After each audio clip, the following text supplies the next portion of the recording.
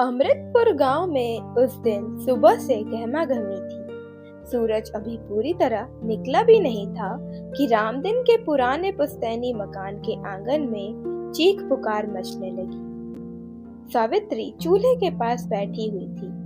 उसकी आंखों में धुएं से ज्यादा दुख की नमी थी। तभी बबली अपने कमरे से रेशमी सूट पहने, आंखों में गाढ़ा काजल लगाए बाहर निकली।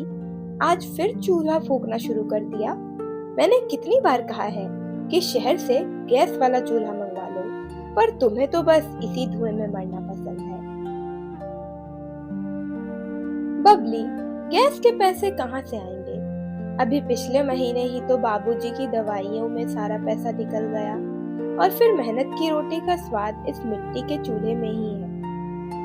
मेहनत? वाह दीदी, आप मेहनत करती रहो और मैं अपनी किस्मत चमकाती हूँ। आज शहर से फोटोग्राफर आने वाला है। मेरी सहेली कह रही थी कि मेरी शक्ल शहर की हीरोइनों से मिलती है। अगर एक बार मेरा चुनाव खो गया तो इस सड़े हुए गांव को मुड़कर भी नहीं देखूंगी। उसी समय उसकी चाची बिमला वहां आ धमकी। बिमला गांव भर की बातें यहाँ से वहां करने के लिए मशहूर थी। अरे ओ बबली, बड़ी बड़ी बातें कर रही है, पर सुना है कि तेरे लिए जो रिश्ता आया था उन्होंने साफ मना कर दिया। चाची, उन्होंने मना नहीं किया, मैंने ही उन्हें ठुकरा दिया। वो लड़का साधारण सा क्लर्क था। मेरी किस्मत में तो कोई राजकुमार लिखा है। बबली, ऐसा नहीं बोलते। इंसान की पहचान उसके काम से होती है, उसके पद से नहीं। बस करो दीदी, अपनी ये नसीहतें अपने पास रखो। आपकी किस्मत तो वैसे ही फूट चुकी है। पूरा गांव जानता है कि आपकी सगाई क्यों टूटी थी। सावित्री का हाथ रुका। उसकी सगाई टूटने की वजह से उसकी सादगी और घर की गरीबी थी, जिसे बबली अक्सर हथियार की तरह इस्तेमाल करती थी। तभी घर के बाहर कोई आया। वो महिला सीधे आंगन में आई और सावित्री को देखते ही रुक गई। सावित्री उस समय राख से बर्तन मांजने की तैयारी कर रही थी। नमस्ते, क्या हमें यहाँ पानी पीने को मिल सकता है? जी मैम, बैठिए ना, मैं अभी अंदर से फ्रिज का ठंडा पानी लाती हूँ। मैं ही हूँ बबली, जिसके बारे में आप सबने सुना था। महिला ने मुस्कुराकर बबली को देखा, फिर दोबारा सावित्री की ओर मुड़ गई। आप क्या कर रही हैं? जी, बस घर का काम। आप पानी लीजिए। पानी पीकर महिला ने अपने साथी से कहा, अविनाश, चेहरे की मासूमियत और ये सादगी, हमें विज्ञापन के लिए यही चाहिए। बनावटी चमक तो शहर में बहुत है। मैम, आप क्या कह रही हैं? ये तो हमारी अनपढ़ दीदी है। इसे क्या पता कैमरे के बारे में? फोटो तो मेरी खींचनी थी। बबली, खूबसूरती सिर्फ चेहरे पर नहीं, सादगी और व्यवहार में होती है।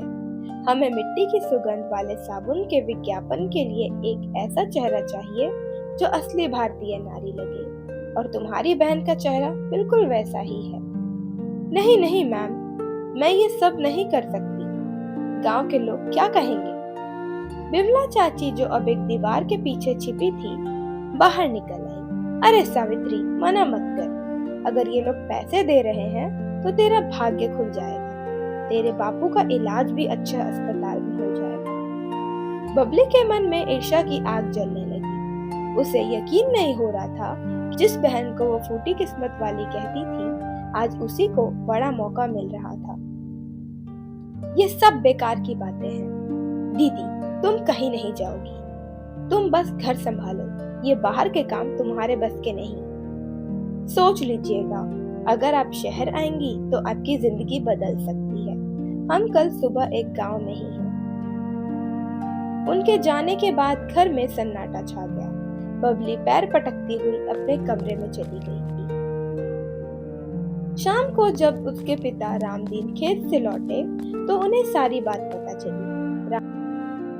बेटी, तूने हमेशा इस घर के लिए अपनी खुशियां कुर्बान की हैं। अगर भगवान ने खुद कोई रास्ता दिखाया है तो उसे ठुकरा मत। बबली तो नादान है, पर तू समझदार बन। देखते हैं ये सादगी शहर में कितने दिन टिकती है।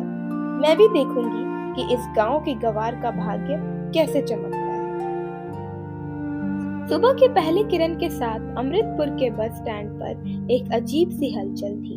सावित, जाओ जाओ दीदी, शहर जाकर देख लो, वहाँ लोग तुम्हारे इस सादगी का मजाक उड़ाएंगे। शहर पहुंचते ही सावित्री की आंखें फटी की फटी रह गई। ऊंची इमारतें, शोर शराबा, भागती हुई गाड़ियां। आइए, घबराइए मत, आपको बस वैसा ही करना है जैसे आप अपने गांव के आंगन में रहती हैं। अगले 2 दिनों तक सावित्री का कायाकल्प हुआ। कैमरे के सामने खड़े होते ही पहली वह टिक-टिक की, फिर उसे अपने बीमार पिता का चेहरा याद आया। यही भाव चाहिए था। उधर गांव में बबली खाली नहीं बैठी थी। उसे अपनी हार बर्दाश्त नहीं हो रही थी। उसने बिमला चाची को अपने पास बुलाया। चाची, आपको नहीं लगता कि दीदी शहर जाकर हम सबको भूल जाएगी? सुना है वहाँ लोग बड़े स्वार्थी हो जाते हैं। बात तो तू ठीक कह रही है बबली, पर वो तो बेचारी सीधी है। सीधी नहीं, बहुत चालाक है। उसने बाबूजी को पट्टी पढ़ाकर खुद शहर निकल गई और देखो, यहाँ घर का सारा काम मुझ पर डाल दिया। चाची, कुछ ऐसा करो कि उसका काम खराब हो जाए, वरना वो गांव लौटकर हम पर हुक्म चलाएगी। बबली ने गांव में यह अफवाह फैलानी शुरू कर दी कि सावित्री शहर में गलत काम कर रही है और उसने खानदान की नाक काट कर रख दी। धीरे धीरे गांव के लोग रामदीन को ताने देने लगे।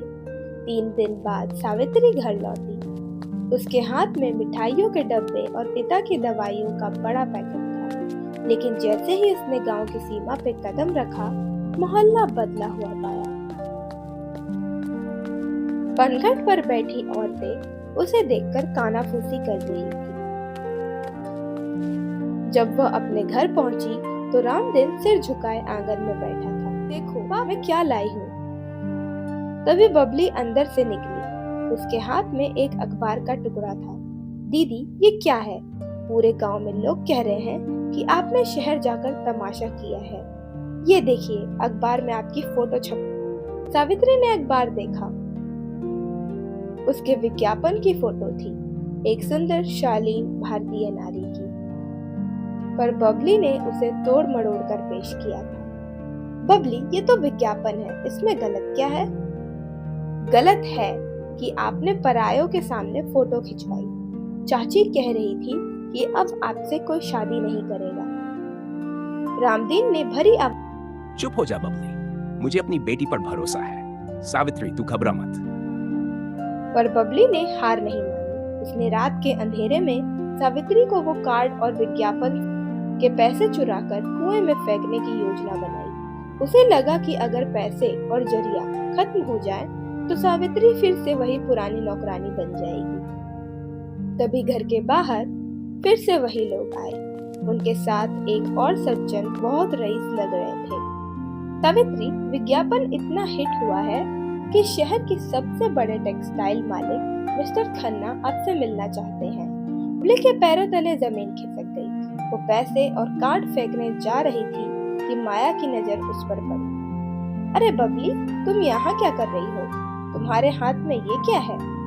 बबली घबराकर पीछे हटी, पर उसके हाथ से वो चुराए हुए पैसे नीचे गिर गए। रामदीन और सावित्री सब देख रहे थे। तो ये तूने किया था? अपनी बहन की तरक्की से इतनी जलन? हाँ, क्यों न जलूं? सब कुछ इसे ही क्यों मिलता है? मैं इससे ज्यादा सुंदर हूँ, ज्यादा पढ़ी लिखी हूँ, फिर भी किस्मत इसकी चमक रही है। बबली, किस्मत शक्ल से नहीं, नियत से चमकती है। तूने मेरा बुरा चाहा, पर देखो, भगवान ने मुझे और बड़ा रास्ता दिखा दिया। सावित्री, हमें अपने अगली शूटिंग के लिए एक और किरदार चाहिए, एक ईर्ष्यालु छोटी बहन का। क्या बबली ये करना चाहेगी? बबली को अपनी बेइज्जती महसूस हुई, पर साथ ही उसे अपनी गलती का भी एहसास होने लगा। तो क्या मेरी नीयत इतनी साफ दिख रही है कि आप मुझे ईर्ष्यालु बहन का रोल दे रही हैं? बबली, कैमरा झूठ नहीं बोलता। तुम्हारी आंखों में जो इस समय अपनी बहन के लिए कड़वाहट है वो किसी भी महंगे मेकअप से नहीं छिप सकती।